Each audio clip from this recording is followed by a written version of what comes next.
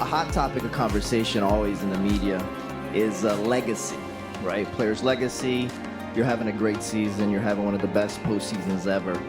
13 games with at least 30 points. And some are comparing you to Michael Jordan and saying how this could really positively affect your legacy, right? Is legacy, as it's portrayed by the media, important to you? I mean, I've never been, one of those guys that, growing up in high school, getting all the media and the college media. So I don't really think my legacy is going to ever reach the potentials of Michael Jordan. And I know you said before you can't predict the future.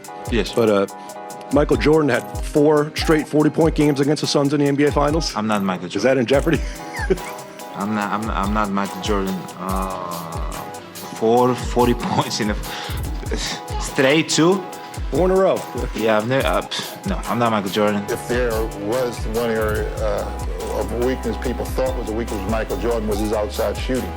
And Michael, he went one step beyond. He even improved his three-point shooting, and now he's pretty proficient shooting from the three-point line. It's just impossible to defend him. Michael seems to be a different type of player. I've never seen anyone come to a jump stop, split the defense. He just seems to find holes in the defense, and I've never seen anyone like him. I think he's the best. Chuck Daly said to me, he said, "Charles, can I talk to you a second?" I said, "Yeah, Chuck, anything." He said, "You're the second best basketball player in the world." I said, "Who bet me?" He says, "That month right there." I said, "You're right about that." I says, "But thank you." And I've said many times, that's the best compliment I've ever gotten from somebody. Listen, Michael's the best I've ever seen. I played against Michael a lot. We came to the NBA together. So I played against him. I was in the NBA for 16 years. I think he played 12 or 13, retired early and blah, blah, blah. But when I got to Phoenix, I told those guys the first day, I said, "Guys, we're going to the finals. We're going to play that mother from Chicago." I said, "I'm sick of people telling me he's better than me. I just didn't have no help in Philly." Yeah. And I said, "We're going to play them in the championship." And we got there and they did it. And that was the first time I ever said in my life, "Damn, I think there's somebody better than me in basketball." That's the first time in your life. In my whole life. But when Chuck gave me that compliment, it meant a great deal to me. Jordan to steal, tight ropes the sideline, all the way to the hoop for the dunk. Michael Jordan, I want to go say hi to Michael, right? I go up and shake his hand. He says, "I'm going to dunk on you, big fella." And I was thinking, what? This guy didn't even know me. I was like, where did that come from? So I'm like, if you even come close to the basket, I'm going to take you out of the air. He's like, "Nope, I've dunked on all the other big fellas in your day." That was kind of my welcome to the NBA moment. I have great respect for Michael, and I think we're friends. I mean, at least for my part, we're friends. And I don't just want to sit there and go, Michael, you're wonderful. I mean, even though I feel that way, he is. It just isn't my way. You only stroke a guy so much. He's a great player. Anybody that asks me, I'll tell him. He's in maybe the top player of all time. I mean, I hold him in that kind of regard, but it doesn't mean I need to sit around there and tell him about it all the time. Tell everybody about it all the time. Well, I've been checking him for 7 years behind the curtain in practice, so it was kind of tough because I didn't want him to embarrass me on the court. But, you know, Michael's one of the greatest players that ever played the game, and it's tough to shut him down. I've realized that throughout my career, I had a lot of fun with him, and I really appreciate him. On the other hand, I think the fans should really appreciate the great enthusiasm that Michael has brought to the game of basketball, and especially to Chicago State. Well, the thing that amazes me about Michael Jordan and about I think the rest of the players in the league is his stamina and his endurance. The thing that I wasn't able to do, the thing that Magic wasn't able to do, we succumbed to injuries. We didn't have the type of stamina, the type of energy level that Michael seems to possess every single night, whether he's playing against the worst team in the league or the best team in the league. He has an energy level that's unmatched by any other player or any other athlete that I've seen in professional sports. His energy level is so much greater than ours, it seems, that night in, night out, he's there performing at a level that we frankly just weren't able to reach, and that's why he's there tonight, healthy and trying to three-peat, and Magic and I succumbed to injury. High praise, that's for sure, Isaiah. I come from the Jordan era. I am biased, and I'm going to be biased to the day I pass away. Michael Jordan will be my GOAT. I always loved you. I love you even more. No, he would be my GOAT, but that doesn't mean I'm not taking anything away from LeBron. LeBron is amazing, but Michael Jordan is my GOAT. I play basketball because of Michael Jordan. What Jordan has done, the blueprint that he has laid is incredible, and it's amazing. And I'm thankful for it because I'm able to take a little bit of that and go do my own thing.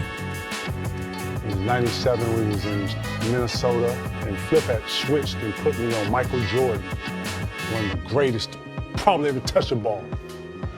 And we was on the right side of the court, and I counted his dribbles. I was able to catch his dribbles, you know? 1, 2, come back, cross over. He crossed it back over, 1, 2. When he crossed back over, I stole it. Give me this. Very next play down. We go down, score. The very next play, they call it the very next play. This is no sauce. I counted the dribbles. 1, 2, come across.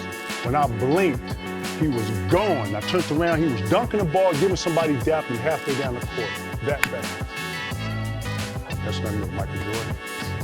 Wasn't he? I grew up in the 90s. That was my era. I watched the Bulls all the time. You know, growing up in the 90s, Michael Jordan will always be the GOAT.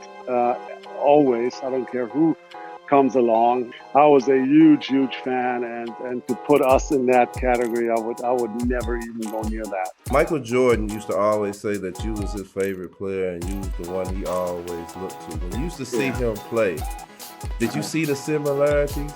You know, my particular style of play was really rooted in solid fundamental approach to playing the game. And with one exception, when handling the ball, you know, I always would look for daylight, wherever there was daylight. And sometimes, you know, there would be a little bit of daylight, like between two players, and find a way to get the ball between there and your body through there. And the palm of the ball, or, you know what I'm saying, the dunk style and stuff like that. Did you see the similarities of seeing that he's watching? You know, I would always see daylight, and maybe I could see daylight that a lot of other players couldn't see, and I see a lot of extraordinary players today, Jordan and Drexler, and what have you. They see daylight where other players don't see that. And it was funny because I remember he came down and he dunked on like a whole team, and then I went down and dunked on his team. And whatever, I was looking at him, he was looking at me. And he was like, I could do it again, you know. I said, all right, well, I only get one shot at it. You know, I made it. So, right. But it was fun, and you know, those years when we overlapped, I caught him before he really hit his stride. You know, I mean, I always liked him, and I always felt that he had a lot of respect, he had a lot of admiration. You know, he was going to carry the torch. Yeah. He certainly desired to do it. He did a hell of a job. Yeah. He did a hell of a job there. You obviously got to play against Michael a lot on the court. What was it about him that made him so special? Determination, man, to win and be great. You know, you could see it in, you know, I remember back when Mike's first year in pros, you know, he's just a great guy, man. You know, he got the attitude for it, be a great guy, determination and the pride, you know, to be great. So when I say name Michael Jordan, what comes to mind? Michael Jordan. Michael Jordan. Well, what else I need to say? We was playing Chicago in Salt Lake. They switched and put John Stockton on it, and he turned around and dunked on Stockton. So some guy got up and almost followed him down the sideline and said, "Hey, Jordan, pick on somebody your own size." Next time down the floor, he dunked on Mel Turpin. And went over and looked at the guy and said, "Was he big enough?" Who was your favorite five over the years, over the history? You know, the total NBA? Yeah, the whole NBA, from when you played to now, who was your favorite five? Not your top five, but just your favorite five. Well, I'm going to say Jordan. You know, it's difficult in different ages and whatnot to say this guy was better than this player or that player. Yeah. Just give everybody their respect. But it's going to happen. You know, I think it's great for the fans to say the players of this age are greater than anything else that ever played, which is all right. I really like Michael Jordan. He and I are friends. This guy has done more spectacular things than any basketball player I've ever seen. I agree. I mean, that's Jerry. That is saying a lot. I agree. he just stands apart from every player I've ever seen. That speaks volumes. And the thing that people don't realize is some of the stuff he could do. I don't think there's any flaw in this guy's game. He's the best defensive player in the league, in my opinion. He's the best competitor in the league, in my opinion. He's by far the best offensive player, in my opinion. He's the best clutch player in the game. He's got the whole package, and his skill level, on top of that enormous physical package, really sets him apart from the other players. He was the best defensive player in the league. Yeah. When he was Yes, playing, absolutely. He was the best offensive player. Right. And his athleticism, he was in Carolina, and they were running, I forget, 100 or 40-yard dive. Mm-hmm. He ran at some spectacular time. Wow. And one of the coaches said something to him differently. And he said, oh, I can do better than that. Wow. He went out at 0.2 of a second faster. Wow.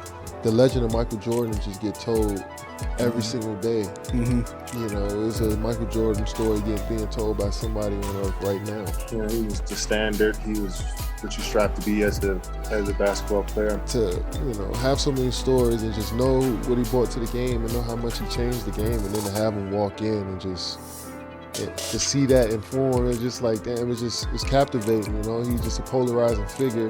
He's built himself up to that point. It's like he's almost 60 years old and we still view him as the best player in basketball, you know? So he went on a historic run that'll never be matched by anybody in the sport. But to see how he led by example every night was the same. You know, he dominated, and that's just simply the best leadership quality, is to go out there and play the game as hard as you can, play to win, and play at that elite level. You know, and he was at that masterful level of you know, just his skills for the game, his IQ for the game, and his athleticism. It all combined at once and made just a God-level player, in my opinion. I love MJ. That's my guy. How many times he been there? 6. How many times he won? I know. 6. Like, listen. I mean, everybody loves MJ. As a fan, as somebody who just loves, you know, like creativity, competition. Especially in the way that you play the game, you could impact the game on both ends of the floor.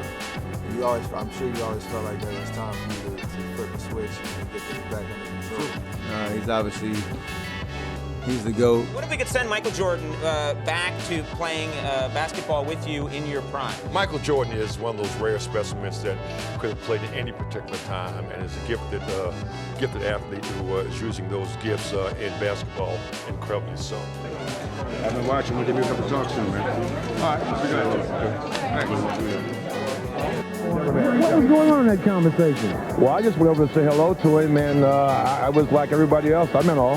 He has been the liaison between something that's not so good and making it great for all the rest. I think that almost every man in the NBA should give him 10% of their checks. Yeah, I've watched him a lot, and I know what a great player he is, but I've never really, I don't know, had a liking for him. I was never a Bulls fan. I was never a Jordan fan. It just didn't vibe with me. Listen, Jordan was the greatest in my opinion, Is he the best to ever play the game? Oh, yeah. All the shit you see on your poster, like he's doing it in real life. Like he came by me so fast sometimes I was like, oh shit. Mike, yeah, I was terrified. Any draft, with Michael Jordan in that draft, I was very, very happy that I played that era because that was the golden era of basketball. He'll laugh and smile with you, just like he did in shoot around with me. He'll smile, hug me. What's up, my boy? Yeah. He trying to soften you up. He gonna kill you. See, then he gonna smile and laugh with you after the game. See, Michael is like that.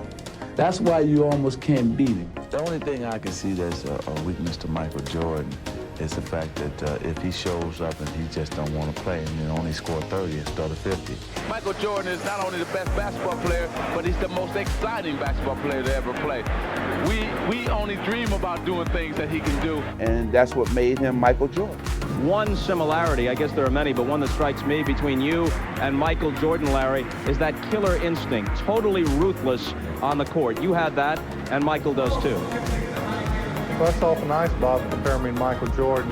Probably the greatest player in the game right now. I can tell you some things that happened in the games against us. One time I turned, I jumped, and he still went. His knees almost hit me in the chin. And that's when I realized that this guy's pretty special for his jumping ability, but cat quick. He closed down a pass lane as fast as anybody I've ever seen, and just a phenomenal player. The type of player that can go to another level anytime he wants to. Michael was a great player, and I just tried to do the best I could against him. Because it's one thing in watching him play, and then it's another thing in playing against him. He's now in a postgraduate course. Yeah, boy. Accelerated learning. His technique was flawless. I wanted to make sure my technique was just as flawless.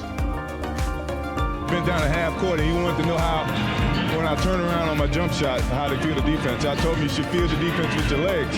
Once you feel the defense with your legs, you can take advantage of that. That was very inspiring. That's one of the few guys that I would pay to watch play because he is so talented and so much fun to watch. And if they can get a couple more just good players with him, they'll be championship contenders.